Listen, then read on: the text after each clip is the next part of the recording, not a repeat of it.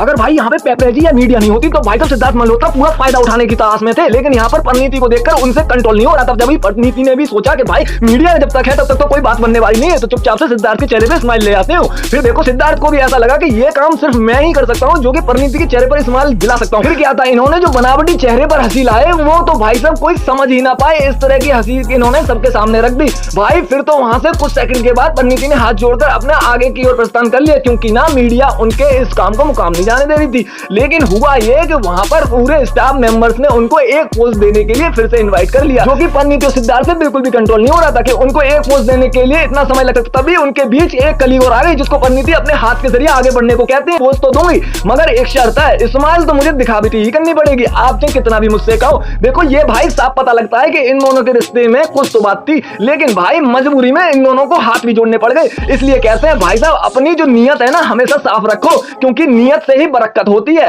ये बनावटी स्माइल करने की कभी जरूरत ना आने पड़े। जब अगर आप बनावटी स्माइल करेंगे तो भाई सामने वाले को भी साफ साफ पता लगता है, तो वो भी इसका पूरा फायदा उठाने की कोशिश करता है, फिर चाहे आप उसको हाथ देकर आगे क्यों ना बढ़ाएं। इसी के चलते वहां के स्टाफ ने उनको रीइनवाइट कर लिया। मगर इतना ही नहीं, इसी बीच ये कलीग देख रही थी, तभी वह भी बीच में आकर उसने पोज के लिए आग्रह किया और फिर उनसे जबरदस्ती स्माइलिंग पोज के साथ एक पोज निकलवाई।